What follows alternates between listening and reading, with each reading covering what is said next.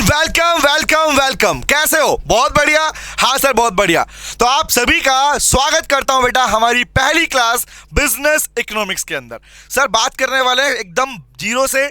अगर आपने इससे पहले इकोनॉमिक्स पढ़ा है, नहीं पढ़ा, कम पढ़ा, ज्यादा पढ़ा, कोई फर्क नहीं पड़ता, एकदम जीरो से स्टार्ट करवाने वाला हूं और हर एक कंसेप्ट को हम लिखकर अपने नोट्स बनाकर रेडी करने वाले हैं। और ये मेरी श्योरिटी है, अगर आपने हर एक क्लास को कवर किया तो एक सिंगल क्वेश्चन भी ऐसा नहीं बचेगा जिसका आंसर आपको ना आता हो और विद इन सेकेंड आप उसका आंसर ना कर पाए। तो गाइस स्टार्ट करते हैं अपनी कहानी को, हमारे फर्स्ट चैप्टर को, जिसका नाम है इंट्रोडक्शन ऑफ बिजनेस इकोनॉमिक्स। अब देखो, स्टार्टिंग करने से पहले कुछ बातें जान लेते हैं, ठीक है, ताकि आइडिया प्रॉपर क्लैरिटी मिले कि हर एक चैप्टर आपस में कनेक्टेड है।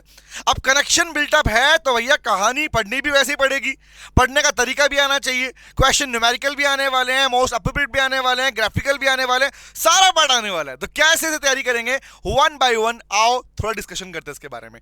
एज यू नो हम पूरा पढ़ने वाले हैं, हमारे इकोनॉमिक्स का पार्ट इंट्रो आएगा, इसके बाद में इसके बारे में भी बिजनेस इकोनॉमिक्स की अलग से बात निकल के आएंगी, साथ ही साथ में हमारे पास में नेचर पढ़ेंगे, स्कोप पढ़ेंगे। तो अगर प्रैक्टिकली मैं आपको लिखवा के बताऊं जिससे आपको प्रॉपर आइडिया मिले, तो लीजिए गाइस अपनी नोटबुक तैयार कर लो और पढ़ने का पैटर्न फॉलो करना बेटा। पहले हम लिखेंगे, ठीक है, उसको पहले आप समझेंगे, उसके बाद में आपको हर एक चीज याद हो जाएगी। तो कुछ नहीं करना, पहले मैं समझाऊंगा, आपको बैठ के समझना है, उसके बाद में कुछ नहीं करना, उसे नोट कर लेना और ये श्योरिटी, उसके बाद डायरेक्टली आप अपने क्वेश्चन प्रैक्टिस स्टार्ट कर सकते हैं। चलिए बात करते हैं। तो लीजिए गाइस, नाम लिखने जा रहा हूं हमारे पहले पार्ट का। सब्जेक्ट का नाम आपको पता ही है भैया, लिखता हूं मैं नाम, ताकि आज तुम ये भी रूबरू हो जाओ कि पढ़ क्या रहे हो, ठीक है। Business economics. तो पहला प्रश्न तो मेरा ये आता है कि क्या ये वही इकोनॉमिक्स है जो हमने स्कूल टाइम में 11th 12th में पढ़ी है? तो मेरा आंसर है नहीं बेटा, no no no, a big no. Sir reason दोगे इसके बारे में? हाँ, मैंने पहले बोला इकोनॉमिक्स तो भैया रीजन बेस्ड सब्जेक्ट है, रीजन नहीं तो इकोनॉमिक्स नहीं। आज के बाद इस बात को अपने गांठ बांध लो भैया, सिंपल सी बात। हर एक चीज के पीछे रीजन है, रीजन क्लियर होंगे, कंसेप्ट भी अपने आप याद होने स्टार्ट हो जाएंगे। तो बात करते हैं हमारा पहला चैप्टर इंट्रो वाले पार्ट में क्या कुछ कंटेंट दिया गया। हमारे पास कंटेंट दिया गया, सबसे पहले हम बात करेंगे हमारे सब्जेक्ट के बारे में, क्योंकि रीजन इज, अगर ये सेम होता, सोचो ना यारो, अगर ये वही 11th 12th वाला इकोनॉमिक्स होता तो इसका नाम इकोनॉमिक्स होता खाली। ये बिजनेस इकोनॉमिक्स लिखने का पर्पस क्या है, तो पहला वर्ड तो मैं बताने वाला हूं आप लोगों को, क्योंकि रीजन इज इंडिया के अंदर, याद रखना, नॉट इन इंडिया, इंडिया के बाहर भी बात कर रहा हूं। सर हमारे इकोनॉमिक्स की बहुत सारी वेराइटीज है बेटा, बहुत सारी वेराइटीज है। वेराइटीज के अंदर आपके पास में इकोनोमेट्रिक्स, जो आप स्कूल टाइम पढ़ के आए, उसे बोलते general economics, applied economics, managerial economics, ये सारे वर्ड आप सुनने को मिलेंगे आपको। तो होता क्या है भाई, हम जो पढ़ने जा रहे हैं, जो हमारे सिलेबस में दिया गया है, वो अप्लाइड इकोनॉमिक्स का हिस्सा है। Which means, इसका मतलब क्या होता है भाई?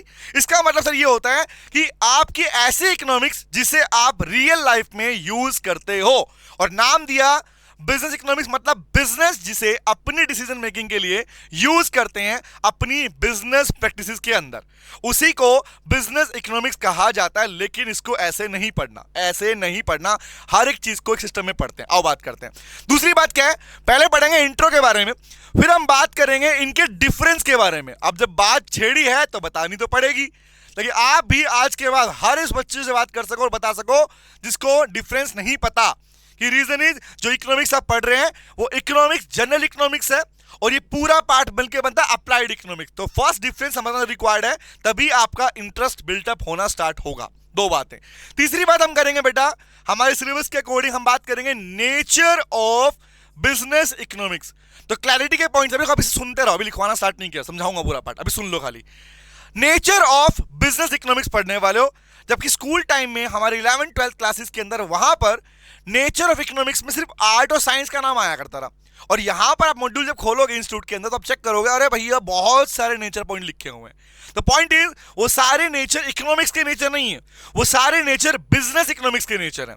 सर इतनी बातें कर रहे हो, डिफरेंस बता ही दो। बताऊंगा बेटा, आगे बात करता हूं। फिर हम बात करेंगे हमारे स्कोप के बारे में। हमारा फर्स्ट पार्ट इसी के बारे में बात करता है, इंट्रो, डिफरेंस, नेचर, स्कोप, और लास्ट में हम पढ़ेंगे अपना प्राइस मैकेनिज्म का डिफरेंस। मतलब डिफरेंट इकोनॉमिक्स के अंदर, इकोनॉमिक्स के अंदर जो प्राइस मैकेनिज्म चलता है, जब प्राइस मैकेनिज्म चलता है उसमें क्या कुछ डिफरेंस है। मतलब इन शॉर्ट, अलग अलग इकोनॉमीज के अंदर क्या क्या चेंजेस आते हैं, क्या क्या चेंजेस आते हैं, वो सारी बातें करने वाले हैं। तो क्या मैं शुरू कर सकता हूं यहां से? आइए स्टार्ट करते हैं। अब कुछ नहीं करना, बस सुनो आराम से, रिलैक्स होके, हर एक चीज समझाना मेरी गारंटी आप लोगों को। आओ बात करते हैं। मेरी कहानी की शुरुआत होती है बेटा हमारे फर्स्ट पार्ट से, जिसे मैंने नाम दिया बिजनेस इकोनॉमिक्स। तो एक बात तो पहली मैंने जो बोली उसी से स्टार्ट करता हूं। इकोनॉमिक्स क्या है और बिजनेस इकोनॉमिक्स क्या है? फर्स्ट इसके डिफरेंस की बात करते हैं, तभी आपको इसका डेफिनेशन, इसका मीनिंग क्लियर हो पाएगा। पहला वर्ड सुनो ध्यान से। जिस इकोनॉमिक्स की बात हम आज तक करते आए हैं उसको बेटा जनरल इकोनॉमिक्स कहा जाता है। मैंने बोला आप लोगों को इकोनॉमिक्स की बहुत सारी वैरायटीज है, इकोनॉमिक्स की बहुत सारी वैरायटीज है। इवन स्टैटिस्टिक्स भी इकोनॉमिक्स की ब्रांच है, एज यू नो दिस, जो मैथ्स में पढ़ते हो आप लोग अपने पास, क्यूए वाले पार्ट में पढ़ते हो। तो पॉइंट क्या है, जो हम आज तक स्कूल टाइम में इकोनॉमिक्स पढ़ के आए हैं वो इकोनॉमिक्स थी बेटा जनरल इकोनॉमिक्स। इसीलिए आपको उसके चैप्टर का नाम भी अपने सिलेबस में देखने को मिल रहे हैं, लाइक डिमांड, सप्लाई, प्रोडक्शन को देखने को मिल रहे हैं। बट उन सिलेबस के साथ में, उस कंटेंट के साथ में आपको बिजनेस की डीलिंग भी समझ में आनी स्टार्ट हो जाएगी, क्योंकि नए टॉपिक्स भी आपके सिलेबस में आते हैं। ठीक है, आगे आता हूं। तो वर्ड कह रहे हैं जनरल इकोनॉमिक्स क्या होता है, और ये पूरा पार्ट जो कि हमने बोला बिजनेस इकोनॉमिक्स, ये क्या होता है। इस पूरे वर्ड का मतलब क्या है? नॉर्मली अगर मैं बिजनेस की बात करूं तो क्या बोलते हैं भैया? बिजनेस की नाम आया तो मतलब आएगा, नाम आएगा it refers to the decision making. सुनते रहो, समझा दूंगा अपने आप बेटा। Decision making of a business organisation. तो मैंने दोनों शब्दों को तोड़ दिया, मैंने दोनों शब्दों को आपके सामने ब्रेक किया, और आप भी जानोगे यही इन दोनों का सबसे बड़ा डिफरेंस है। इन शॉर्ट, हमारे पास में जितने भी सारे चैप्टर हमारे सिलेबस में आ रहे हैं, डिमांड, सप्लाई, प्रोडक्शन को, उसके अलावा एडिशनल पार्ट भी आ रहा है, समझ रहे ध्यान से। तो कहने का मतलब क्या है, जो इकोनॉमिक्स की थ्योरीज हैं, इकोनॉमिक थ्योरी जिन्हें कहा जाता है, वो है जनरल इकोनॉमिक्स। और उन्हीं थ्योरी को जब हम लोग बेटा अपने बिजनेस की डिसीजन मेकिंग के साथ जोड़ देते हैं तो उसी को कहते हैं बेटा बिजनेस इकोनॉमिक्स। बट इसकी डेफिनेशन तो ये है ही नहीं, डेफिनेशन तो कुछ और कहती है। आओ बात कर लेते हैं, चलो। तो वर्ड समझना ध्यान से। जो इकोनॉमिक्स आज तक आप पढ़ के आए उसका नाम था बेटा जनरल इकोनॉमिक्स, बट जब वर्ड बिजनेस यहां पे साथ में लगा दिया, इसका मतलब हम बात कर रहे हैं कि बिजनेस अपनी डिसीजन मेकिंग के लिए, रिपीट कर रहा हूं, बिजनेस अपनी डिसीजन मेकिंग के लिए क्या करता है, जो इकोनॉमिक्स की इकोनॉमिक थ्योरी को यूज करता है। इकोनॉमिक्स की इकोनॉमिक थ्योरीज, यही सारी थ्योरीज तो हैं, demand, supply, production, cost, market structure, ये सब थ्योरी हैं। इन सब थ्योरी को यूज करता है तो उस इकोनॉमिक्स को नाम मिल जाता है बिजनेस इकोनॉमिक्स। मतलब दोनों जुड़ के बने हैं बिजनेस इकोनॉमिक्स। याद रहेगी ये बात। आगे आता हूं, अब बात करते हैं हमारे इस कंटेंट के बारे में। चलो भैया, अब कहानी शुरू हो जाती है यहां से हमारे पास। तो मैं शुरुआत करता हूं, हमारे दो पार्ट बनाएंगे अपने पास में ताकि क्लैरिटी मिले। हमारा स्टेज 1 नाम दूंगा इसको मैं, स्टेज 1। स्टेज 1 मैं बात करूंगा हमारे पास में, नंबर 1 नोट करेंगे। सबसे पहले नाम लिख रहा हूं एक साइड में मैं बिजनेस इकोनॉमिक्स, एक तरफ नाम लिख रहा हूं बिजनेस इकोनॉमिक्स, और सेकेंड साइड नाम लिखता हूं हमारी सिंपल इकोनॉमिक्स, जिसे हम कहते हैं बेटा वर्सेस में लिख देता हूं वर्सेस जनरल इकोनॉमिक्स। बुक की लैंग्वेज में मत फंसना, हर एक चीज समझाऊंगा, डोंट वरी। क्योंकि बुक में चीजें सीक्वेंस में नहीं दी गई हैं, इसीलिए आपको कंफ्यूजन होता है। इसलिए सुनो ध्यान से बात को। दो शब्द, दो टाइप की इकोनॉमिक्स, और यहीं से आपकी इकोनॉमिक्स की जर्नी स्टार्ट होती है। सुनो ध्यान से बात को। इसलिए मैंने बोला कि जिस बच्चे ने पहले इकोनॉमिक्स नहीं भी पढ़ा, कम भी पढ़ा, कोई दिक्कत नहीं है, उसको भी पूरा पार्ट समझ में आएगा। आओ बात करते हैं। तो पहला वर्ड निकलता है बेटा, एक तरफ लिखा हमने हमारे सब्जेक्ट का नाम जो हम पढ़ने वाले हैं, बिजनेस इकोनॉमिक्स, लेकिन आपकी इंडेक्स की स्टार्टिंग में ही आपको जिस इकोनॉमिक्स का डिस्कशन दिया हुआ है, जहां पे एडम स्मिथ का नाम भी आया, जहां पर आपकी बेसिक प्रॉब्लम्स की बात भी की गई, वो इकोनॉमिक्स हमारी जनरल इकोनॉमिक्स है। अब बात सुनना चालू करो और इसके बाद आपको नोट करना है। सर क्या ऊपर नोट करना है? आपको ये नोट नहीं करना, अभी मैं बात यहां से नोट करना है आप लोगों ने। तो फेज 1 स्टार्ट हो गया हमारे पास में। अब सुनो बात ध्यान से बेटा, पहली बात समझना। हमारा पहला शब्द हमने पढ़ा अपनी इंस्टीट्यूट की मॉड्यूल में, देखा होगा, नहीं भी देखा तो सुनना स्टार्ट करो यहां से। वर्ड नंबर 1 लिखा गया, economics is derived from the Greek language word और इकोनॉमिया। यही एक शब्द सबसे पहले आप लोगों को पढ़ाया जाता है, यही एक शब्द से आप लोग स्टार्ट करते हैं। बट अगर मैं बोलूं जो ये वर्ड आप पढ़ते हैं, ये सिर्फ और सिर्फ इकोनॉमिक्स के लिए कहा गया है, ये वर्ड बिजनेस इकोनॉमिक्स के लिए नहीं कहा गया है। दोनों का डिफरेंस अलग है, दोनों का मतलब अलग है। आओ बात करते हैं, सुनो बात करते हैं। देखो भैया देखो, अब लिखते हैं इसके बारे में थोड़ा सा, ठीक है। तो अगर मैं इसकी डेफिनेशन की बात करूं तो डेफिनेशन क्या होती है? इसकी डेफिनेशन होती है, इट रेफर, बिजनेस इकोनॉमिक्स क्या होती है, नोट करना मेरे साथ में, it refers to it refers to that branch, मैंने बोला बहुत सारी ब्रांचेज इकोनॉमिक्स की, उन्हीं इकोनॉमिक्स में दैट ब्रांच, वो branch, that branch of applied economics, economics नहीं अप्लाइड इकोनॉमिक्स की branch, that branch of applied economics. Sir applied का मतलब क्या होता है बेटा? अप्लाइड का मतलब होता है ऐसे इकोनॉमिक्स का पार्ट जिसे रियल लाइफ में यूज किया जाता है, जिसे रियल लाइफ में यूज किया जाता है उसे अप्लाइड इकोनॉमिक्स कहते हैं। रिमेंबर, तो वर्ड क्या बोला? That branch of applied economics कौन सी? विच डील्स विद, लिखता हूं इस बात को मैं, जो डील करती है, विच deals with the problems and issues. Please रट्टा मारना मना है, हर एक चीज समझ के पढ़ने बेटा। With the problems and issues, जो डील करती है प्रॉब्लम्स एंड इश्यूज। किसके प्रॉब्लम इश्यूज? अब बताना मुझे, बिजनेस इकोनॉमिक्स में किसकी प्रॉब्लम इश्यूज की बात करोगे? क्या मैं यहां पे इंडिविजुअल की बात कर रहा हूं? क्या मैं एंटायर इकोनॉमी की बात कर रहा हूं? नहीं, सुन लो ध्यान से बात को। जो माइक्रो मैक्रो इकोनॉमिक्स का पार्ट पढ़ के आए हो वो इसका अलग से हिस्सा था, वो इसका अलग से हिस्सा था। मतलब इन शॉर्ट, इंडिविजुअल के बारे में जो प्रॉब्लम इशू डील करता है माइक्रो इकोनॉमिक्स, एंटायर इकोनॉमी की डील करता है मैक्रो इकोनॉमिक्स। बट वर्ड समझो, या वर्ड है बिजनेस इकोनॉमिक्स क्या होती है। तो पॉइंट क्या है? ऐसे इकोनॉमिक्स की, अप्लाइड इकोनॉमिक्स की वो ब्रांच जो बिजनेस की प्रॉब्लम्स इश्यूज को डील करता है। रिपीट कर रहा हूं, दोज प्रॉब्लम्स एंड इश्यूज कौन सी? Deals with the problem and issues of a business organization, of a business organization. क्या यही डेफिनेशन लिखी है, मीनिंग लिखा है हमारे पास में? हाँ sir, of a business organisation. मतलब बिजनेस ऑर्गेनाइजेशन का कि प्रॉब्लम एंड इश्यू को डील करने वाली ब्रांच इकोनॉमिक्स की कहलाती है बेटा आपके पास कौन सी? Applied economics. और I can use the word applied economics की वो ब्रांच जो कि बिजनेस की प्रॉब्लम्स एंड इश्यूज को डील करती है। सर प्रॉब्लम इश्यू मतलब क्या हुआ? एग्जाम्पल मुझे बताओ। आज मान लो मुझे एक नया बिजनेस लगाना है, बी प्रैक्टिकल, समझो ध्यान से, अप्लाइड है तो प्रैक्टिकल समझना पड़ेगा। मुझे एग्जांपल, मुझे एक फैक्ट्री लगानी है, दिल्ली में फैक्ट्री लगानी है एग्जांपल, ठीक है। अब दिल्ली में मुझे फैक्ट्री लगानी है तो मेरे पास में क्या मैं करूं कि लाओ पैसा लेकर फैक्ट्री स्टार्ट कर दूं? ऐसा नहीं सर। क्या करूंगा? पहले मैं चेक करूंगा लोकेशन, एरिया कैसा है हमारे पास में, क्या वहां डिमांड है नहीं है, क्या मुझे फैक्टर्स मिल पाएंगे नहीं मिल पाएंगे, लैंड, लेबर, कैपिटल, एंटरप्रेन्योर, क्या फैक्टर मिल पाएंगे नहीं मिल पाएंगे, क्या जो सामान मैं बनाने वाला हूं क्या उसकी सप्लाई हो पाएगी नहीं हो पाएगी, क्या वो मार्केट जहां पर बेचने वाला हूं क्या वो परफेक्ट मार्केट है, परफेक्ट कंपटीशन है, क्या वो मोनोपोली का मार्केट है, मोनोपोलिस्टिक का मार्केट है। तो इन शॉर्ट एक बार चेक करना क्या वर्ड बोल रहा हूं मैं? Demand, supply, factor pricing, production, plant layout. ये क्या बातें बोल रहा हूं? ये सारी बातें वो हैं जो कि आप पढ़ते थे इकोनॉमिक्स के अंदर। इन शॉर्ट, बिजनेस अपने डिसीजन लेने वाला फैक्ट्री लगाने के लिए, एक बिजनेसमैन अपना डिसीजन ले रहा है एक फैक्ट्री को एस्टेब्लिश करने के लिए, एक बिजनेस लगाने के लिए। बट उस बिजनेस को लगाने के लिए मैं इन सारे फैक्टर्स को एनालाइज कर रहा हूं, इन सारे फैक्टर को सोच रहा हूं, प्लान कर रहा हूं। तो इसका मतलब क्या हुआ? जब बिजनेस अपनी, रिपीट कर रहा हूं, जब बिजनेस अपनी डिसीजन मेकिंग करने के लिए, डिसीजन लेने के लिए इकोनॉमिक थ्योरी को यूज करता है तो अप्लाइड इकोनॉमिक्स की इस ब्रांच को नाम दिया जाता है बेटा बिजनेस इकोनॉमिक्स। बोलो क्या पहली लाइन क्लियर हो गया आप लोगों को? अब वर्ड समझ में आया, वर्ड क्या लिखा है मैंने? आगे बढ़ता हूं, खत्म नहीं हुआ पार्ट। अब बात सुनो, यह बात आई इकोनॉमिक्स की, अप्लाइड इकोनॉमिक्स की वो ब्रांच जिसे बिजनेस यूज करते हैं अपनी प्रॉब्लम एंड इश्यू को डील करने के लिए, नंबर वन।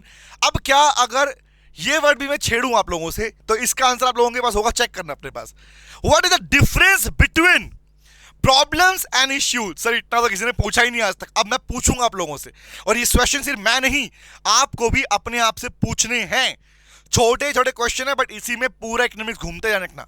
अब बताओ, क्या मैं अगर ये पूछूं कि ये प्रॉब्लम्स क्या होती है और ये इश्यूज क्या होते हैं, क्या इसका आंसर आप लोगों के पास में है? प्रॉब्लम सर हमें पता, क्या आंसर आएगा?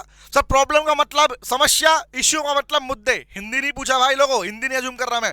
सोचो क्या इसे डिफाइन कैसे करोगे? एग्जांपल दूं, बताना मुझे। दिल्ली की बात करता हूं, ठीक है। दिल्ली में पॉल्यूशन एक समय पर प्रॉब्लम थी, समस्या थी, बट लंबे समय तक जब उसे सोल्व नहीं किया गया, लंबे समय तक जब वो चीज लगातार बढ़ती रही तो क्या बन गई भाई? वो सोचना, वो क्या बन गई? वो बन गई मुद्दा। वो क्या बन गया? मुद्दा। मतलब अगर किसी प्रॉब्लम को एक लंबे समय तक सोल्व ना किया जाए तो वो इश्यू बन जाता है, पहली बात। और एग्जांपल ले लो, कोरोना याद है? कोरोना, कोविड वाला है ना। कोरोना शुरुआत में आया तो क्या था? प्रॉब्लम। बट लगातार उसका सॉल्यूशन नहीं निकला तो क्या बन गया? इश्यू बन गया भाई, इश्यू बन गया। अब मैं इकोनॉमिक्स वाले पार्ट पे आता हूं, गरीबी पॉवर्टी की बात करता हूं। इंडिया में पॉवर्टी कभी ना कभी तो प्रॉब्लम थी ना, बट आज क्या बन गई, आज वो इश्यू बन गया। अनएम्प्लॉयमेंट एक समय पर प्रॉब्लम थी, हो चाहते तो शुरुआत में ठीक कर सकते थे, नहीं ठीक किया गया, हो गया, अब क्या बन गया, इश्यू बन गया। तो डिफरेंस समझ में आया? प्रॉब्लम्स एंड इश्यू में डिफरेंस क्या होता है कि एक समस्या जिसे लगातार सोल्व नहीं किया जाए तो वो इश्यू बन जाता है। और वही बात कर रहे हैं किसके बारे में, कि बिजनेस के अंदर आने वाली प्रॉब्लम एंड इश्यूज को जो अप्लाइड इकोनॉमिक्स की ब्रांच डील करती है उसी को बिजनेस इकोनॉमिक्स कहा जाता है। बताओ बेटा बताओ, क्या ये मीनिंग याद रहेगा? यहां तक याद रहेगा, बट ये मीनिंग अभी पूरा नहीं और करने वाला हूं, आगे बढ़ता हूं इसमें और सुनो।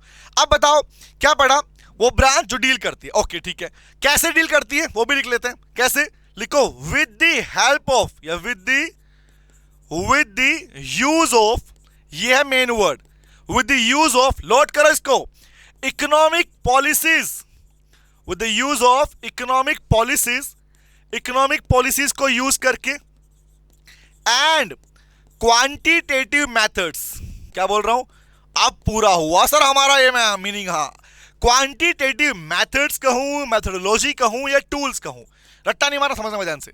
तो वर्ड क्लैरिफाई करता हूं, देखो ध्यान से, फोकस सामने। अभी मैं इसकी बात करूं, उसकी बात मैंने छेड़ी भी नहीं है, बात करूंगा।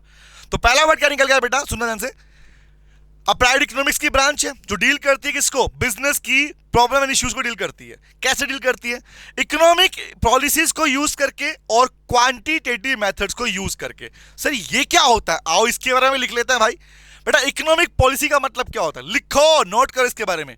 इकोनॉमिक पॉलिसी का मतलब आपकी जनरल इकोनॉमिक्स की पॉलिसी जो आपने अपने स्कूल टाइम में सीखी, वो जनरल इकोनॉमिक्स की पॉलिसीज को ही, उनकी थ्योरीज को ही बेटा आपके पास इकोनॉमिक पॉलिसी या इकोनॉमिक थ्योरी कहा जाता है। एग्जांपल लिखूं, नोट करना। इसके एग्जांपल क्या है, एग्जांपल लिखो, थ्योरी ऑफ डिमांड, नोट करो। है अच्छा, theory of demand, theory of supply, theory of demand, theory of supply, याद आया, प्रोडक्शन, ये सारे वो चैप्टर हैं जो हमारे अब भी सिलेबस में आएंगे और पहले भी थे। तो कौन सा, production, cost, factor pricing, market structure, ये क्या है बेटा, ये सारी इकोनॉमिक पॉलिसीज हैं। ये सारी क्या है आपके पास में, इकोनॉमिक पॉलिसीज हैं। हाँ या ना, बताओ हाँ या ना, सोचा जूम करो इस बात को, हाँ या ना, एग्जैक्टली सर। तो पहला मीनिंग क्या समझ में आया, अब देखो ध्यान से। फर्स्ट क्या है, इकोनॉमिक थ्योरी को, इकोनॉमिक पॉलिसी इकोनॉमिक थ्योरी को यूज करके बिजनेस कैसे अपनी प्रॉब्लम एंड इश्यूज को डील करता है, वो ब्रांच कहलाती है बेटा बिजनेस इकोनॉमिक्स। बोलो क्लियर हुआ? ये अप्लाइड वर्ड क्यों है, अप्लाइड वर्ड बेटा एप्लीकेशन को बोलते हैं। इट मींस कहने का मतलब कि बिजनेस तो भैया प्रैक्टिकल लाइफ में काम करता है, उसके सामने तो जो चुनौतियां आने वाली हैं, जो प्रॉब्लम्स आने वाली है, वो साक्षात सामने से आने वाली है, उन्हें फेस करने वाला है। तो फेस कैसे करेगा, फेस करेगा भैया कैसे, उन्हें रेगुलरली प्रैक्टिकली अप्लाई करके, नंबर वन। नंबर टू, और क्या लिखा मैंने, इकोनॉमिक पॉलिसी को यूज करके, और दूसरा क्या लिखा, सेकेंड हमने लिखा बेटा क्वांटिटेटिव मेथड्स को। क्या बिजनेस सिर्फ इकोनॉमिक थ्योरी यूज करता है या फिर कोई और भी टूल्स यूज करता है? सर बिजनेस तो इकोनॉमिक थ्योरी के साथ साथ में बाकी टूल्स भी यूज करता है। कौन से है भाई वो, बताना, गैस करना। सर बताना, क्या बिजनेस के अंदर अकाउंट्स का यूज होता नहीं होता, बताओ। क्या बिजनेस के अंदर अकाउंटिंग का यूज होता है? होता है सर। क्या बिजनेस स्टैटिस्टिक्स को यूज करता है, स्टैट को? सर करता है, हाँ है ना, करता है। क्या बिजनेस इकोनोमेट्रिक्स को यूज करता है? सर ये क्या होता है? इकोनोमेट्रिक्स बेटा अप्लाइड इकोनॉमिक्स की ही ब्रांच है जिसका मेन पर्पस है, जब इंडिया के अंदर सेंसस जनगणना की जाती है तो उस समय पर चीज़ों को एनालाइज करना पड़ता है, एनालिसिस करना पड़ता है, ऑब्जर्व करना पड़ता है। उसके लिए जो आपकी अलग से ब्रांच है उसे इकोनोमेट्रिक्स कहा जाता है। और बात कर लो, क्या मैथमेटिक्स को यूज नहीं करता? सर करता है, मैथमेटिक्स को भी यूज करता है। तो माय पॉइंट इज, कहने का मतलब क्या है कि in short business economic theory को, इकोनॉमिक पॉलिसी के साथ साथ में क्वांटिटेटिव मेथड्स को भी यूज करके अपनी प्रॉब्लम को डील करता है। इसीलिए इस पूरे पार्ट को, इस पूरी थ्योरी को, इस पूरे इकोनॉमिक्स को नाम दिया जाता है बेटा बिजनेस इकोनॉमिक्स। तो अब इस वर्ड को पूरा देखो और तुम्हें पूरी क्लैरिटी मिलेगी, यहां से समझ में आएगी कि पॉइंट इज क्या है बिजनेस इकोनॉमिक्स का डेफिनेशन, क्या है डेफिनेशन। तो इसका मतलब ये डेफिनेशन अलग है भाई लोगों, ये डेफिनेशन अलग है। तो इसकी बात तो हमारे पास में आगे भी और चलेगी, इसकी बात तो हमारी पूरे सिलेबस में चलने वाली, लेकिन जिसकी बात आगे नहीं चलेगी वो कौन सा और जिसे समझना रिक्वायर्ड अभी से है, आओ बात करते हैं। क्लैरिटी मिल गई, ध्यान रखना, बताओ, नोट करूं उसको, नोट करना है? मैं इसको मिनिमाइज कर नोट कर लो। तो पॉइंट बना हमारे पास में, किसे कहा जाएगा, बिजनेस इकोनॉमिक्स। तो पार्ट सिंपल सा, डेफिनेशन लिख दिया, पार्ट लिख दिया, दो चीज क्लियर हो गई। यहां से इकोनॉमिक थ्योरी को भी यूज करता है और टूल्स को भी यूज करता है। डन है, आगे आता हूं। अब बात आई हमारी उस पार्ट की जिसके बारे में आपको शब्दों को सीखने को मिलता है। आओ बात करते हैं। तो दूसरा वर्ड आया है जनरल इकोनॉमिक्स। तो मैंने आपको पहला शब्द तो यही बोला भाई कि बिजनेस इकोनॉमिक्स में जो वर्ड इकोनॉमिक्स है ना, वो अकेला वर्ड जनरल इकोनॉमिक्स को डिनोट करता है। तो general economics is not a branch of applied economics. सुन लो ध्यान से, नाम ही है जनरल, सामान्य इकोनॉमिक्स। तो मतलब जो स्कूल टाइम में आप लोग सीख के आए हो, कॉमर्स स्टूडेंट थे तो उस वक्त पर जो इकोनॉमिक्स आपने सीखी दैट इज जनरल इकोनॉमिक्स, वो आपकी जनरल इकोनॉमिक्स है। क्लियर है? अब बात करते हैं। अब यहां पर कहानी अलग चलेगी, सुनना ध्यान से बात को। ये वो जिसे हम अपने सिलेबस में चलाने वाले हैं और ये वो जिसके आधार पर, जिसके बेसिस के ऊपर ये चलने वाली है। तो मतलब इन दोनों का आपस में एक गहरा संबंध है, इन दोनों का आपस में अफेयर चक्कर चलता है, समझ लो। आओ लिखता हूं। अब बात आई बेटा जनरल इकोनॉमिक्स किसे बोलते हैं, समझे? बात करें, आओ बात करते हैं। पहला शब्द, पहला वर्ड तो आया जनरल इकोनॉमिक्स कहूं या आज के बाद आप इसे इकोनॉमिक्स कहो, मतलब सेम है भाई, मतलब अलग नहीं है, इन दोनों का मतलब सेम है, याद रखना। तो जनरल इकोनॉमिक्स कहा जाए या फिर अगर आप अकेला वर्ड इकोनॉमिक्स यूज करोगे, करते हो, तो याद रखना वो अकेला इकोनॉमिक्स वर्ड आपका जनरल इकोनॉमिक्स कहलाता है। नंबर वन, वो अप्लाइड का पार्ट नहीं है, पहली बात। दूसरी बात, अब इसमें आपको क्या पढ़ने को मिलता है, लिखता हूं इसके बारे में। तो यहां पर पहला शब्द पढ़ने को मिलता है इकोनॉमिक्स कहां से आया, इकोनॉमिक्स या जनरल इकोनॉमिक्स कहां से आया, वो कहानी इसकी है बेटा, वो कहानी इसकी है। तो वर्ड क्या है, इकोनॉमिक्स इज डिराइव्ड। ये इकोनॉमिक्स शब्द आया कहां से, इज डिराइव्ड, सुनना चालू करो, is derived from the Greek language word, from the कौन सी लैंग्वेज बेटा, Greek, from the Greek language, Greek language के वर्ड, वर्ड का नाम तो सबको याद होगा, पक्का याद होगा, हाँ। बट मैं कहूं मॉड्यूल ने इसे पूरे नाम को डिफाइन नहीं किया, मैं डिफाइन करता हूं। नाम क्या है, नाम है ओइकोनोमिया। गाना क्या क्या, कौन सा नोमिया बोला, ओइकोनोमिया। मतलब भैया सुनो ध्यान से बात को, आपने एक ना बड़ा फंडा समझा होगा इस चीज को लेकर, समझो ध्यान से बात को। आप अलग अलग सब्जेक्ट पढ़ते हो तो वहां पे आपको अलग अलग लैंग्वेज के नेम मिल जाते हैं। ऐसे ही आपके पास इकोनॉमिक्स के अंदर जो ये वर्ड है, इकोनॉमिक वर्ड जो है, ये कौन से शब्द से निकल के आया, इसकी शुरुआत कहां से हुई। तो शुरुआत सबसे पहले इस शब्द को जहां यूज किया गया था वो वर्ड था ग्रीक लैंग्वेज। और ग्रीक लैंग्वेज से, ग्रीक कहां से है, ग्रीस कंट्री है ना, ग्रीस है ना। तो ग्रीक लैंग्वेज से इसका नाम, वर्ड का नाम है ओइकोनोमिया। ओइकोनोमिया का मतलब क्या होता है, लिख लो इसके बारे में। ओइकोनोमिया के अंदर बेटा ओइको का मतलब क्या है, द वर्ड ओइको मतलब हाउस होल्ड, द वर्ड ओइको मतलब हाउस होल्ड, और नोमिया का मतलब होता है बेटा मैनेजमेंट। वर्ड सुनना, ओइको मतलब हाउस होल्ड और नोमिया का मतलब मैनेजमेंट। एक बात ध्यान रखना, मिक्स मत करना। अभी मैंने इस पूरे पार्ट को अलग से रखा है, इसको आपको इस साथ में जोड़ना नहीं है, मिक्स नहीं करना। मैं अभी आपको आपकी जनरल इकोनॉमिक्स के बारे में बता रहा हूं, यहां सिर्फ मैंने डेफिनेशन लिखी है अपनी बिजनेस इकोनॉमिक्स के बारे में, ठीक है। अब बात आई पहला वर्ड कि जनरल इकोनॉमिक्स या इकोनॉमिक्स वर्ड कहां से आया, पहला शब्द। कोई जानना जरूरी रिक्वायर्ड है ना, कि अगर मैं फर्स्ट टाइम पढ़ रहा हूं एग्जांपल इकोनॉमिक्स, कोई बच्चा, तो बताओ, सोचो, अज्यूम करो, क्या उसने ये वर्ड सुना, नहीं सुना तो सुनो, क्योंकि इस पे भी क्वेश्चन बन सकता है। तो वर्ड आया, कौन सी लैंग्वेज से आया वर्ड, नाम है बेटा ओइकोनोमिया। ओइको का मतलब क्या है, house hold. Sir house hold क्या होता है, देखो एक बात बताऊं, सीखना, जैसे मैं बोल रहा हूं खुद से, ऐसे आपको याद करना है। ओइको का मतलब क्या होता है, तो ये पूछो अपने आप से। नोमिया का मतलब क्या होता है, ये वाला पार्ट। ऐसे पूछोगे तो क्वेश्चन मार्क खड़े होंगे, क्वेश्चन मार्क खड़े होंगे तो आंसर निकलेंगे, और वही आंसर तुम जब याद करोगे तो तुम्हारे कंसेप्ट स्ट्रॉन्ग होंगे। अक्सर लोग कहते हैं ना भैया अपने कंसेप्ट को स्ट्रॉन्ग करो, कंसेप्ट सबने कहा स्ट्रॉन्ग कर लो, बट कंसेप्ट का मतलब क्या होता है, कभी सोचा आप लोगों ने? कंसेप्ट का मतलब होता है जिनके पीछे रीजंस होते हैं।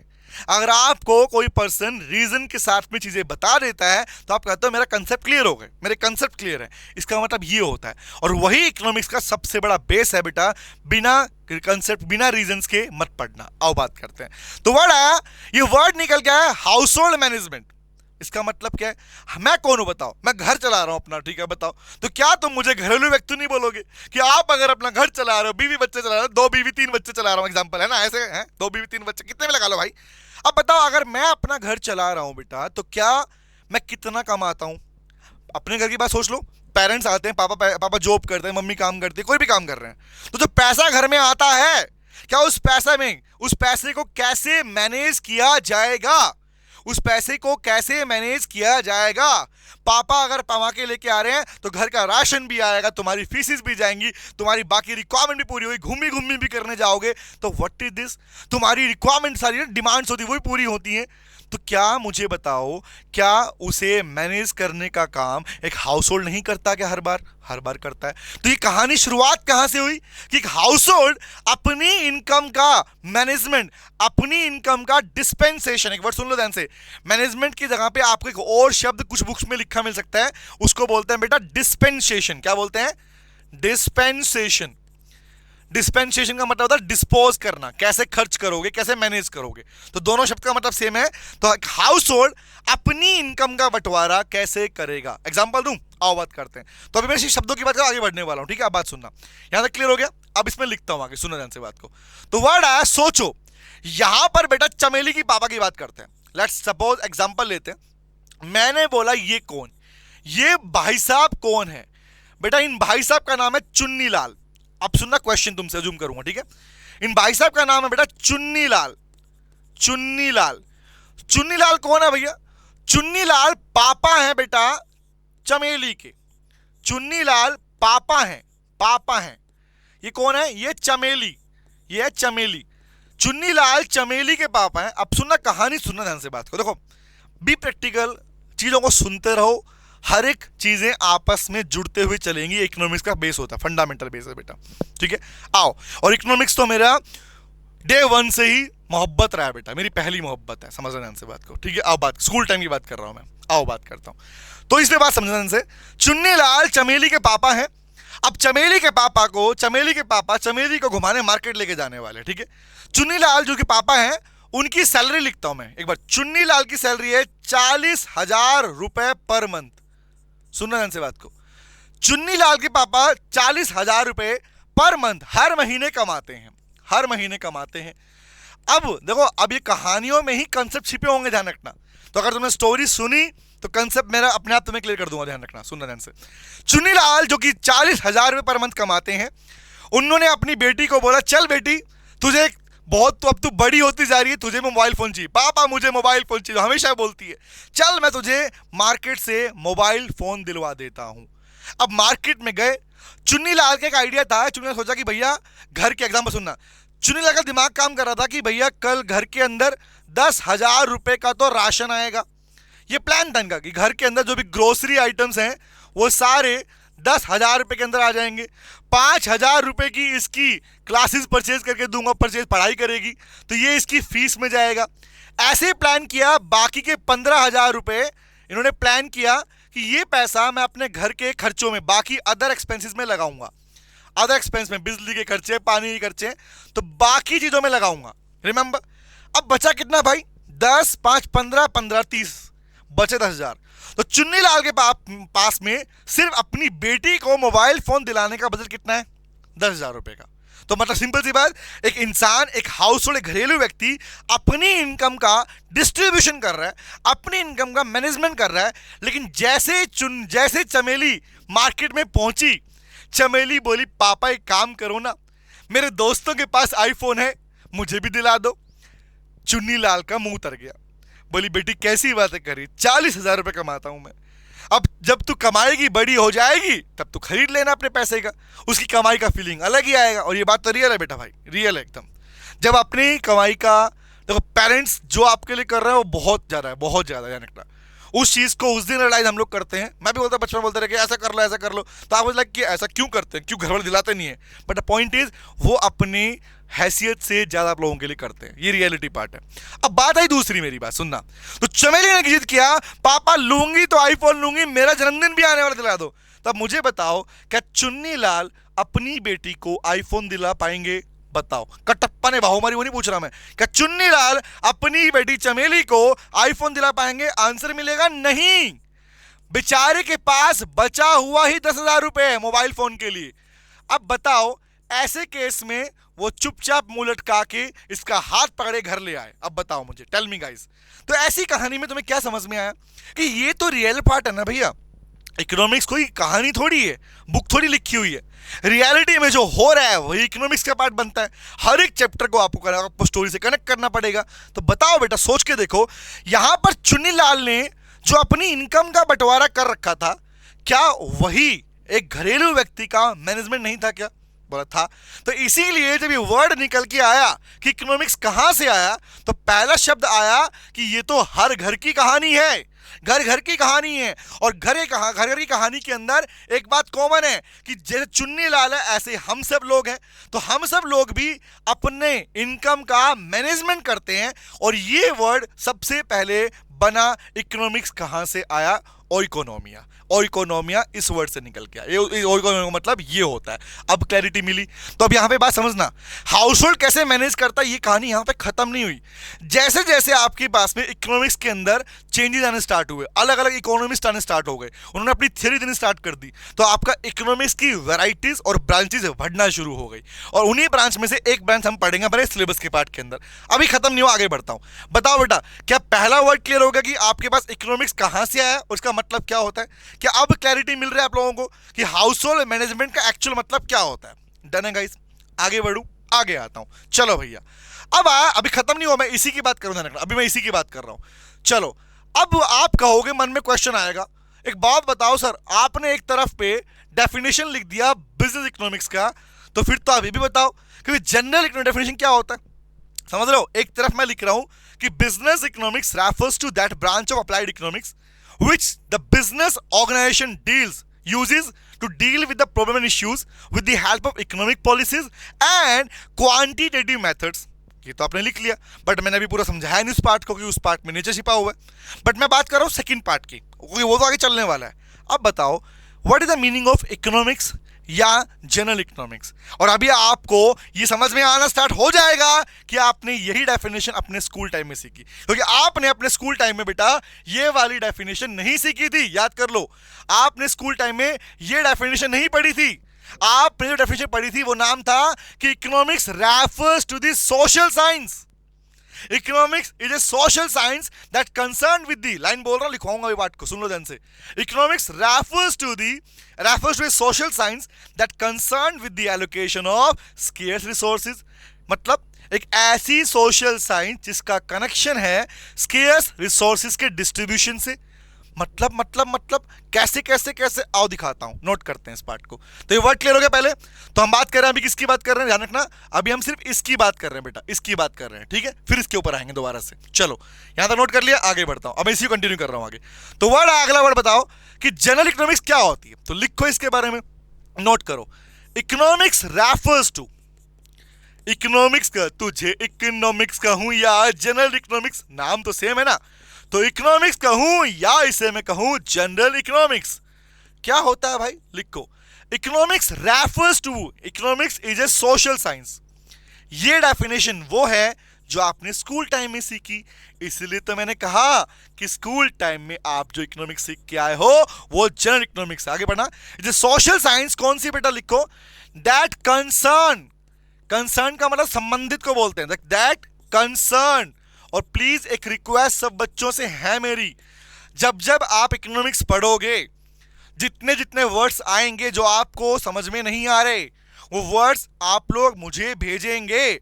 आप मुझसे पूछ सकते हैं, अगर आपको आंसर नहीं मिल रहा उन वर्ड्स का, मिल गया तो अच्छी बात है, नहीं मिला तो आप मुझसे पूछेंगे इस वर्ड का मतलब क्या बनता है सर। तो वर्ड क्या बना, लिखता हूं, सोशल साइंस दैट कंसर्न, किससे कनेक्शन है? With the allocation, with the allocation बोलता है बंटवारे को। और कोई शर्म नहीं है भाई, अगर कोई चीज आपने हिंदी में पढ़ी है तो हिंदी लिख लिया, अगर कोई दिक्कत नहीं है। दैट कंसर्न मतलब संबंधित, एलोकेशन मतलब बंटवारा, कंसर्न द एलोकेशन ऑफ, लिखो, स्केर्स रिसोर्सेज। अभी तुम्हारे बहुत सारे कंसेप्ट क्लियर करूंगा यहां से, और आप देखोगे इस डेफिनेशन के अंदर ही आपका पूरा इकोनॉमिक्स का बेस छिपा हुआ है। That concern with the allocation of scarce resources, कैसे बेटा? लिखो, इन सच a manner, in such a manner, कि आपकी इकोनॉमिक्स ऐसी इकोनॉमिक्स जिसका कनेक्शन किससे है? संसाधन, कौन से? दुर्लभ संसाधनों के बंटवारे से। स्केर्स मतलब दुर्लभ, जो कि एक्चुअली रेयरली अवेलेबल है, ज्यादा अवेलेबल नहीं है। स्केर्स रिसोर्स के बंटवारे से, कैसे बंटवारा? इन सच ए मैनर, इस तरीके से। तीन बातें लिखूंगा यहाँ पे, कौन सी बात है? इन सच ए मैनर, नोट करो यहां से, ये कौन सी डेफिनेशन लिख रहा हूं? It is a definition of general economics, और ये पार्ट भी आपके सिलेबस का पार्ट है, ध्यान रखना। इन सच ए मैनर लिखो कौन सी? दैट, तीन बातें। अब खुद चेक करो, दैट के तीन बातें लिख रहा हूं। हमारे इकोनॉमी में, इकोनॉमी को अगर आपको तीन हिस्सों में डिवाइड करना हो, तीन हिस्सों में डिवाइड करना हो, तो तीन हिस्से क्या हो सकते हैं? बात हो रही है कि economics is a social science that concerned with the allocation of scarce resources. क्या आपकी ऐसी इकोनॉमिक्स जो कि सोशल साइंस है? सोशल साइंस का मतलब एक ऐसी साइंस जो कि सोसाइटी से कनेक्टेड है, इसका मतलब ये होता है। कौन सी? कैसे बांटोगे? तीन तरीके से। पहला एलिमेंट है प्रोड्यूसर, दूसरा एलिमेंट है कंज्यूमर, और बचा हुआ है सोसाइटी। खुद चेक कर लो भाई, पूरा हमारा देश तीन हिस्सों में बटा हुआ है। प्रोड्यूसर या तो बनाने वाले लोग हैं, या कंज्यूम करने वाले लोग हैं, या फिर बाकी चलो कौन है? सोसाइटी का हिस्सा बनते हैं। तो तीन वर्ड क्या है sir? It is a manner that, कौन तीन वर्ड आएंगे? पहला दैट प्रोड्यूसर, अब चेक करना तुम्हारे कंसेप्ट समझ में आएंगे। प्रोड्यूसर कैन मैक्सिमाइज, इस तरीके से बंटवारा करो दैट प्रोड्यूसर कैन मैक्सिमाइज, कि प्रोड्यूसर मैक्सिमाइज मतलब बढ़ा सके। क्या बढ़ा सके बताना?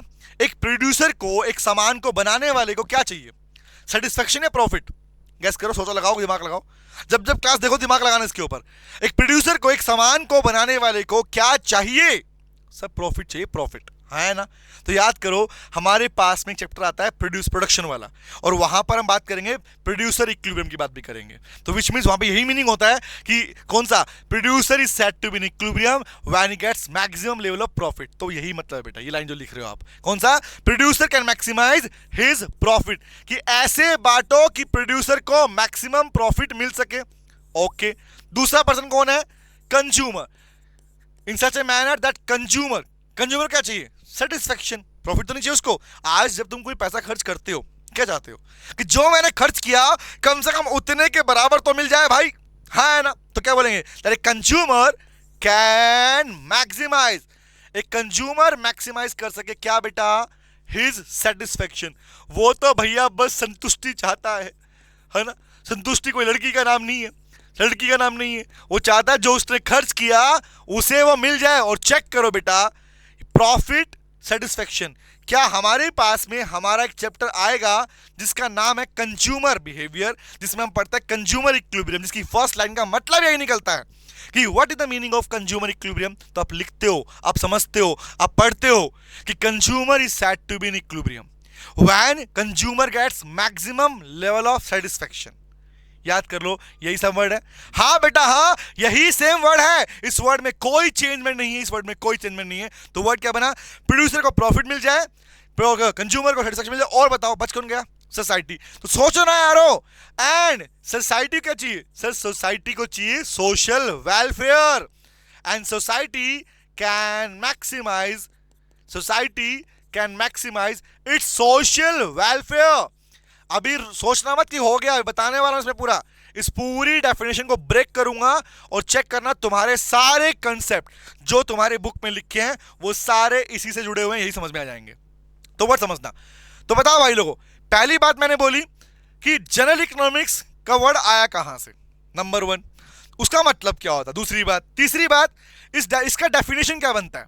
डेफिनेशन बनता है भाई लोगों, a social science that concern with the allocation. मतलब अब सुनना ध्यान से बात को, नॉर्मली जो इकोनॉमिक्स होती है, जो हम पढ़ते हैं, जो हम समझते हैं, और हाँ जिसका नाम, जिसका शब्द हमारे बिजनेस के साथ लगा हुआ है, जो बनी बिजनेस इकोनॉमिक्स बनी, तो ये इकोनॉमिक्स क्या है? तो वर्ड समझना, बोले एक ऐसी इकोनॉमिक्स, कौन सी बेटा? सुना ध्यान से बात को, जो कि है सोशल साइंस।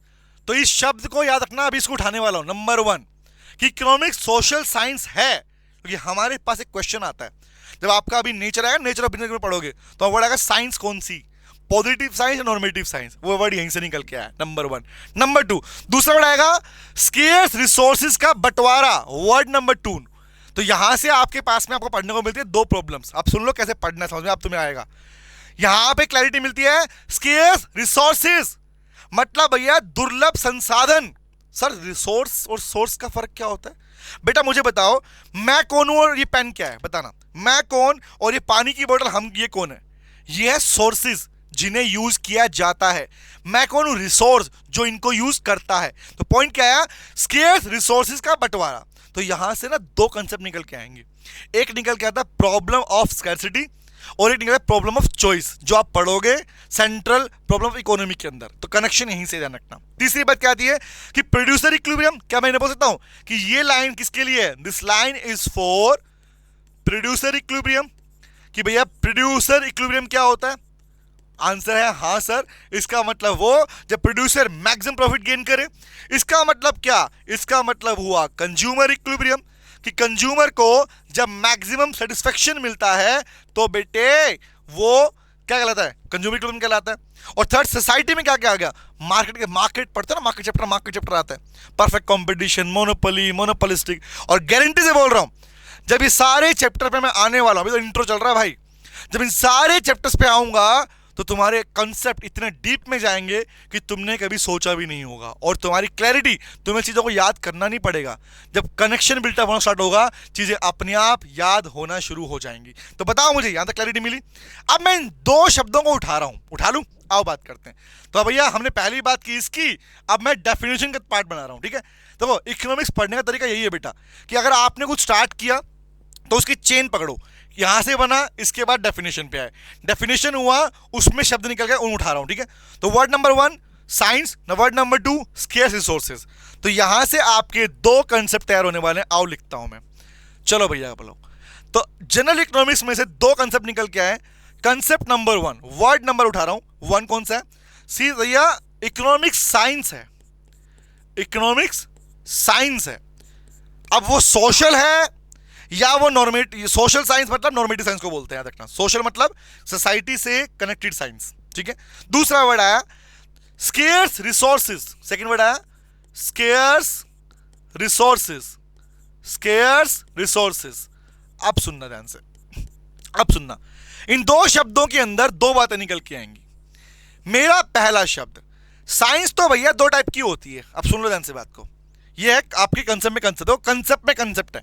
साइंस दो तरह की होती है। एक होती है बेटा positive science, one is called positive science, और दूसरी होती है मेरे लाल नॉर्मेटिव साइंस, जिसे आप सोशल साइंस कहते हो।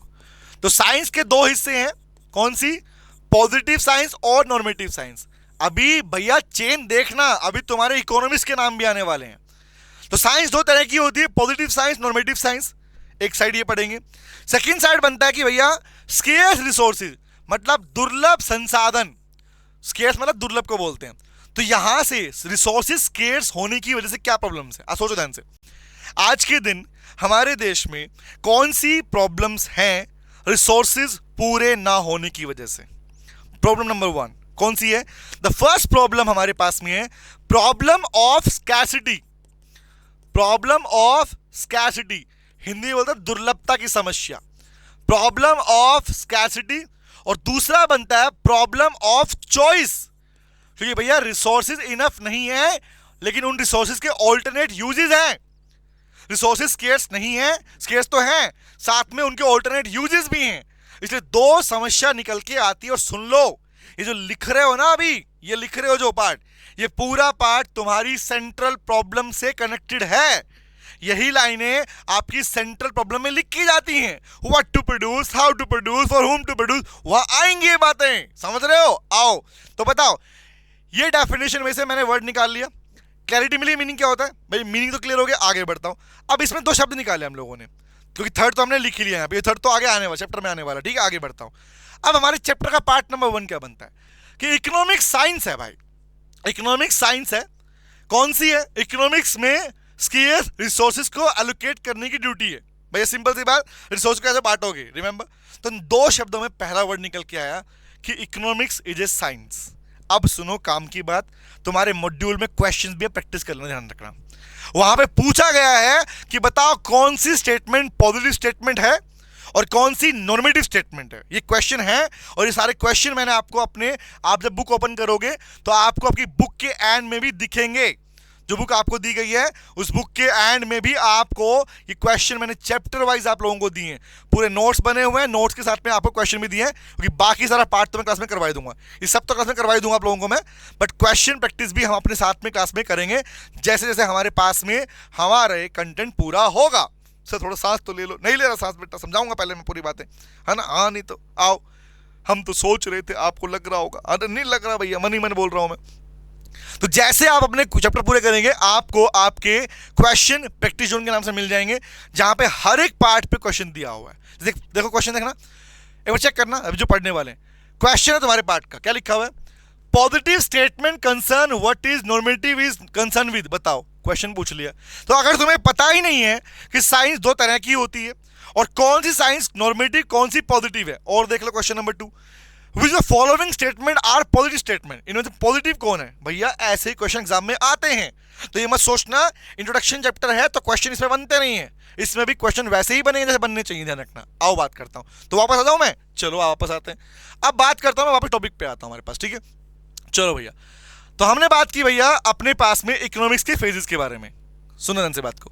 तो इकोनॉमिक्स के पार्ट को हमने डिवाइड किया, अरे कहाँ गया भैया, जल्दी से आ जा, ऊपर चला गया है तू नीचे जल्दी आ जा, आओ, टन टन टन टन टन टन, खुल जा सिम सिम, आ गया। तो भैया हमने ये चार्ट बनाया, अपने पास में दिख रहा है चार्ट बन रहा है, ठीक है। अब देखो ध्यान से, मैं इसको उस साइड लेके जा रहा हूं, ओके, क्योंकि अभी ध्यान रखना, हाँ भूलना मत, मैंने बिजनेस इकोनॉमिक्स की डेफिनेशन पे अभी डिस्कशन नहीं किया है, अभी डिस्कशन इस पे चल रहा है मेरा, ये भी ऐसे ही बढ़ेगी और ऐसे बढ़ते बढ़ते ही तुम्हारे पूरे कंसेप्ट सारे चैप्टर भी खत्म हो जाएंगे, अपने आप ध्यान रखना। आगे आता हूं, चलो भैया, सच इसका मतलब तो कहानी होनी चाहिए, हाँ स्टोरी में ही छिपा है कंसेप्ट, ध्यान रखना। तो अब बात करते हैं, अब मेरा पहला शब्द सुनना, आज के बाद हमेशा याद रखना दो बातें, साइंस का वैसे मीनिंग अलग होता है, ठीक है। क्या होता है मतलब, जानते हो साइंस का मतलब, जब जब आप लोगों को साइंस वर्ड समझ में आता है तो आपके मन में एक पिक्चर आती है, सोचा कभी, कौन सी पिक्चर सर, अपनी स्कूल टाइम की पिक्चर, आपके स्कूल टाइम की पिक्चर, जब आपके स्कूल टाइम में आप लोग बोलते थे फिजिक्स केमिस्ट्री बायो, है ना, ये हमारी साइंस है। बेटा वो साइंस कौन साइंस थी, कभी सोचा आप लोगों ने, वो साइंस जो फिजिक्स केमिस्ट्री साइंस है उसे कौन साइंस बोलते थे। अब सुनो ध्यान से, पहला वर्ड तो साइंस कहता है किसको है, नंबर 1 समझना, साइंस का मतलब होता है, पहले सुन लो, देखो जो बातें बोल रहा हूं वो सुननी है, खाली जो लिखवाऊंगा वो याद रखनी है, ठीक है। अब सुनो, साइंस का मतलब होता है बेटा, साइंस मतलब नंबर 1 सिस्टमेटिक मैनर, जो चीजें दी गई होंगी वो एक सिस्टम में मिलेंगी, नंबर 1। दूसरा फीचर कौन सा है, कॉज एंड इफेक्ट रिलेशनशिप, मतलब क्या कारण रहा उसका इफेक्ट क्या पड़ा, अगर मैंने केमिकल की 2 बूंदे डाली तो आग निकलेगी या ब्लास्ट होगा, भंगड़ा होगा, मतलब इन शॉर्ट क्या कारण क्या इफेक्ट, सिस्टमेटिक मैनर। तो ऐसी कोई भी साइंस जो कि सिस्टमेटिक मैनर में काम करती है और जिसके पीछे कॉज एंड इफेक्ट रिलेशन होता है, उसे क्या बोलते हैं, उसको बोलते हैं पॉजिटिव साइंस। अब आप इसको कैसे याद रखोगे, अब मुझे यहां पर क्या लिखना है, मुझे इकोनॉमिक्स में क्या याद रखना है, अब सुनो ध्यान से बात को। तो पहला वर्ड आया, किसे कहोगे पॉजिटिव साइंस, तो याद रखना एक ऐसी साइंस विच डील्स विद, लिख लो, which it science which deals with, जो डील करती है, deals with what is, word सुनना, व्हाट इज, जो ये डील करती है कि प्रॉब्लम है क्या। अब व्हाट इज में प्रॉब्लम है, कुछ भी सकता है, रखना, जो डील करे कि क्या है। दूसरा कौन सा है, नॉर्मेटिव, कौन सा, विच डील्स विद, जो डील करे, deals with what ought to be, क्या होना चाहिए। सर एग्जांपल देके बताओगे, अच्छे समझ में आएगा, बताऊंगा बेटा, व्हाट ऑट टू बी, या इसी को बोलते हैं व्हाट शुड बी, क्या होना चाहिए। अब इसके पीछे भी कहानी है भाई, सुनना चाहोगे, कोई रट्टा नहीं मार रहा ना भाई अपने को, हमारा तो कंसेप्ट कहानी का है, हम रट्टा नहीं मारेंगे, हमारा तो बेस यही है इकोनॉमिक्स का, ध्यान रखना। तो 2 वर्ड लिखे मैंने यहां पे कि साइंस का मीनिंग तो हुआ जो सिस्टमेटिक मैनर में काम करती है, दूसरा वर्ड मैंने बोला जिसके पीछे कोई कॉज एंड इफेक्ट रिलेशनशिप है, वो साइंस थी। अब बात सुनो एग्जाम्पल की, और अब बात सुनो कहानी की। एग्जाम्पल दूंगा पहले, फिर मैं आऊंगा इकोनॉमिक्स की बातों पर, क्योंकि हमारे इकोनॉमिक्स का नाम भी सिलेबस में लिखा गया है, एक का नाम लिखा गया, पर तुम्हें बाकी सबके नाम बताऊंगा, सुन लो ध्यान से, नॉलेज के लिए ध्यान रखना। अब वर्ड समझना बेटा, एक ऐसी साइंस जो कि डील करती है व्हाट इज, क्या है, जब जब आपको कोई स्टेटमेंट ऐसी दिखे, जब जब आपको कोई भी ऐसी स्टेटमेंट दिखे जो ये कह रही है ऐसा है, always remember that statement is a positive statement. बोलो, याद रहेगी ये बात। जब जब आपको ऐसा दिखे जो ये कह रहा हो ऐसा है, तो ऑलवेज रिमेंबर वो बात कर रहा है पॉजिटिव स्टेटमेंट की। और जब जब आपको दिखे कोई कह रहा है व्हाट शुड बी, ऐसा होना चाहिए, ऐसा कर लोगे तो अच्छा रहेगा, उसे कहते हैं नॉर्मेटिव स्टेटमेंट, उसे कहते हैं नॉर्मेटिव स्टेटमेंट। अब क्या मैं तुमसे क्वेश्चन पूछूं? अभी लिखूंगा नहीं, पूछ रहा हूं क्वेश्चन, सब चेक करना, ठीक है। हमारे भारत देश में, सुन लो ध्यान से, 2020 के अंदर, इन 2020, लाइन सुना क्वेश्चन मेरा, पूछूंगा क्वेश्चन, लिखता हूं, चलो एक बात करता हूं, मैं अभी कहना क्वेश्चन लिखता हूं, तो मुझे रिप्लाई करना कौन सा पॉजिटिव कौन सा नॉर्मेटिव, इसी में नीचे लिखता हूं, ठीक है। चलो थोड़ा छोटा करते हैं इसको। मेरा पहला प्रश्न यहां से लिखता हूं, थोड़ा सा साइड में कर देते हैं, ठीक है, ओके, इस साइड तो बिजनेस इकोनॉमिक्स चलेगा, ठीक है। पहला प्रश्न, क्वेश्चन नंबर 1, मैं पूछ रहा हूं इन 2020 के अंदर, 2020, ड्यूरिंग द कोविड, जब कोविड-19 आया था, कोविड-19, ड्यूरिंग द कोविड, और 19 किसके लिए होता है?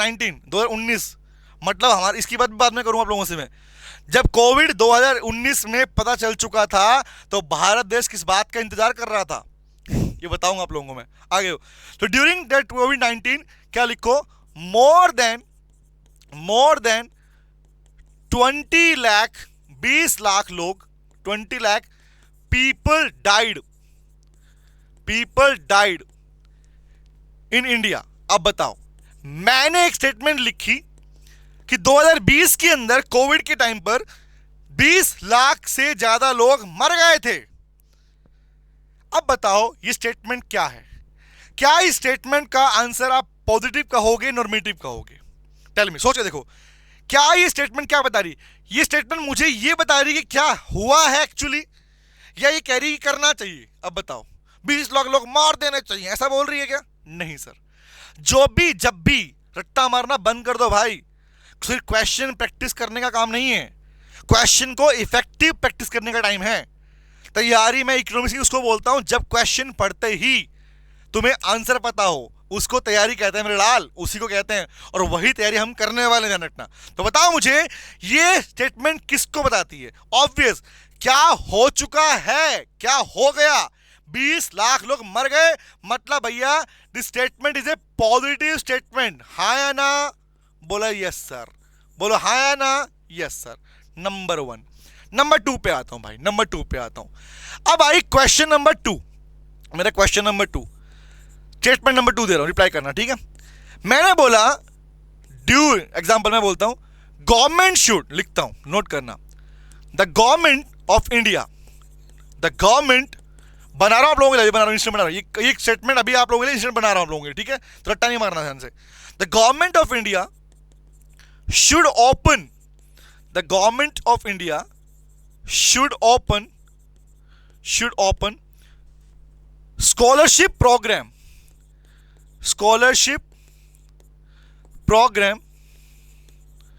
for Indian students, scholarship program for Indian students। अब बताओ, इंडियन स्टूडेंट्स के लिए स्कॉलरशिप प्रोग्राम ओपन करती है, और करना, ओपन करना चाहिए। टेल मी गाइस, ये वाली स्टेटमेंट तुम्हें क्या लगता है? और मुझे जब ये क्लास देखोगे ना, रिप्लाई जरूर करना कि पॉजिटिव कौन सी, नॉर्मेटिव कौन सी। ये वाली स्टेटमेंट किस चीज को हाईलाइट करती है? हाईलाइट करती है, क्या ये पॉजिटिव है, नॉर्मेटिव है? पॉजिटिव है, नॉर्मेटिव है? सर, जब जब हमें दिखेगा क्या होना चाहिए, क्या करना चाहिए, what should be, what ought to be, वो है बेटा always normative science, which means normative statement. कौन सी स्टेटमेंट है? नॉर्मेटिव स्टेटमेंट, जो बात करती है क्या होना चाहिए। अब बताओ, क्या आज के बाद तुम ये डिफरेंस लगा पाओगे कि किसे कहते हैं पॉजिटिव और किसे कहते हैं नॉर्मेटिव? फर्स्ट पार्ट क्लियर हो पाएगा?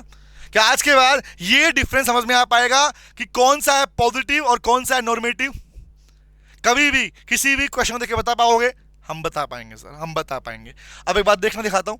तो ये पार्ट था हमारा साइंस के रिगार्डिंग, बट अगर मैं बोलूं अभी भी खत्म नहीं हुआ, मतलब भाई खत्म तो कभी भी कर सकता हूं इसको मैं, बट द पॉइंट इज अगर जब तक तुम्हें हर बात का जवाब नहीं मिलेगा कंसेप्ट में वीकनेस रहेगी, लगेगा यार सब कुछ आता बट कुछ भी नहीं आता। समझ में आया? क्वेश्चन नहीं हो रहे, क्या फायदा हुआ उसका फिर? समझ रहे हो? तो बात सुनना, अभी मैं नेक्स्ट बात करूंगा स्केर्स रिसोर्स के बारे में, लेकिन इसकी बात से पहले एक बात और आती है, पता है वो बात कौन सी है? ये जो नॉर्मेटिव और पॉजिटिव साइंस की बात यहां पर हो रही है, ये शुरुआत किसने किया, ये कहा किसने, कौन थे वो लोग, कौन थे वो बड़े बड़े महानुभूति? तो बात करते हैं बेटा हमारे पास इकोनॉमिस्ट की। सुनो ध्यान से बात को, और आप जानते हैं पिछले का पार्ट बनता है, आपने नोटिस किया होगा। तो पहला वर्ड, ये साइंस वाला वर्ड तो बाद में आया, हमें बात करनी होगी इसके कनेक्शन में। देखो कनेक्शन बनेंगे तो स्टोरी बनेगी, स्टोरी बनेगी, चीजें याद रहेंगी। तो इकोनॉमिक्स नहीं बोल रहा हूं मैं, इकोनॉमिस्ट कह रहा हूं। इकोनॉमिस्ट मतलब वो लोग जो इकोनॉमिक थ्योरी को ऑब्जर्व करते हैं और पॉलिसी बनाते हैं। तो इकोनॉमिस्ट के अंदर आपके कुछ नाम आने वाले हैं। फर्स्ट नाम आएगा बेटा एडम स्मिथ का। एडम स्मिथ, जिन्हें आप फादर ऑफ इकोनॉमिक्स कहते हो, पर मैं बताऊंगा क्यों कहते हो, ठीक है। He gives us first definition in 1776, the कौन सी, wealth of nation, remember book में लिखा था। फिर बात आएगी एल्फ्रेड मार्शल की, क्योंकि देखो इकोनॉमिस्ट में कहानी बड़ी प्यारी है, पता क्या, जैसे जैसे इकोनॉमिस्ट आते रहे उन्होंने पहले वाले इकोनॉमिस्ट की स्टोरी को, अपनी उनकी थ्योरी को क्रिटिसाइज करना शुरू कर दिया। क्रिटिसाइज होते रहे तो नई स्टोरी जुड़ती रही। फिर क्या है, उनके बाद आया रॉबिन्स। रॉबिन्स ने, देखो क्या हुआ, एडम स्मिथ ने बोला कि इकोनॉमिक्स वेल्थ है। उसके बाद एल्फ्रेड मार्शल बोले नहीं भैया, वेल्थ के साथ साथ ये ह्यूमन वेलफेयर से जुड़ी हुई है। फिर रॉबिन्स आया, रॉबिन्स ने बोला नहीं, इकोनॉमिक्स तो पॉजिटिव साइंस है। फिर रॉबिन्स के बाद में कुछ नए इकोनॉमिस्ट आए जिन्होंने बोला, सैमुअलसन, नाम लिखता हूं, सैमुअलसन, निकोलसन। सर क्या बात करो, ऐसे याद रखना, हाँ असली इकोनॉमिक्स मेरे लाल यही है, निकोलसन, पीगो, POGOU, पीगो, हिक्स, एलन, ये वो लोग हैं जिन्होंने बात मानी कि इकोनॉमिक्स पॉजिटिव साइंस नहीं है, इकोनॉमिक्स पॉजिटिव के साथ साथ नॉर्मेटिव साइंस भी है। तो याद रखना, तुम्हारे सिलेबस में, तुम्हारे मॉड्यूल में क्वेश्चन है, पता कौन सा, वहां क्वेश्चन लिखा हुआ है और पूछा हुआ है कि बताओ इकोनॉमिक्स कौन सी साइंस है। तो वहां पे ऑप्शन में 4 ऑप्शन है, सुन लो कौन से ऑप्शन है। फर्स्ट ऑप्शन है कि economics is A positive science, number 1। दूसरा ऑप्शन है economics is A normative science, और तीसरा ऑप्शन है economics is more normative less positive, और फोर्थ ऑप्शन है economics is more positive less normative. बताओ बेटा बताओ, इसी को बोलता हूं मैं मोस्ट अप्रोप्रिएट क्वेश्चन। क्या आंसर करके आओगे? सर हमें पता आंसर, कौन सा आंसर? सर हम कहेंगे नॉर्मेटिव, आपको बताया जाएगा ये आंसर गलत है, ध्यान रखना। क्योंकि रीजन इज इकोनॉमिक्स सिर्फ नॉर्मेटिव नहीं है मेरे लाल, नहीं है, नहीं है, नहीं है। डांस कर रहा हूँ मैं? नहीं, डांस नहीं है, नहीं है, नहीं है। इकोनॉमिक्स तो भैया पॉजिटिव भी है, नॉर्मेटिव भी है, क्योंकि जब तक प्रॉब्लम क्या है इसका पता नहीं चलेगा सॉल्यूशन किसका निकालोगे। इसीलिए बोलते हैं economics is less positive more normative, less positive more normative. अगर ऑप्शन में मुझे नहीं मिलता तो मैं लिखता मोर ओनली नॉर्मेटिव, तब आंसर नॉर्मेटिव का होता। तो गाइज ये जो बातें मैं आपसे भी छेड़ी है मैंने आप लोगों से, इकोनॉमिक्स की बातें, स्केर्स रिसोर्सेज की बातें, और अगली क्लास में स्टार्ट करूंगा कौन सा, नेचर ऑफ बिजनेस इकोनॉमिक्स की बातें। तो ये मैं करने वाला हूं बेटा अपनी नेक्स्ट क्लास के अंदर। होपफुली आपने पूरा नोट कर लिया होगा, होपफुली आपने पूरा कंटेंट, पूरा चार्ट नोट कर लिया होगा। नहीं किया नोट कर लो, क्योंकि अगली क्लास में मेरी कहानी जहां से मैंने छोड़ी है यहीं से स्टार्ट होने वाली है, जहां मैं बात करूंगा रिसोर्सेज के बारे में, जहां से आपके कंसेप्ट समझ में आएंगे। और इसी से आपका अगला, देखो बेस्ट पार्ट ये है, जितना पार्ट कराऊंगा हर पार्ट अगली क्लास से जुड़ा रहेगा। तो एक क्लास किया वो रेडी हो गया, अगला में गए पिछला पहले से आता होगा, ये बेस चलने वाला है। और ऐसे ही आपको इकोनॉमिक्स पढ़ना चाहिए, ऐसे हम पढ़ने वाले हैं। तो नेक्स्ट क्लास में बेटा हमारे पास में इसका अपकमिंग पार्ट करेंगे। होपफुली नोट कर लिया आप लोगों ने, नहीं किया तो आप नोट कर लीजिए, मैं थोड़ी देर छोड़ देता हूँ इसको। तो फर्स्ट मैंने लिखा था ये, ठीक है।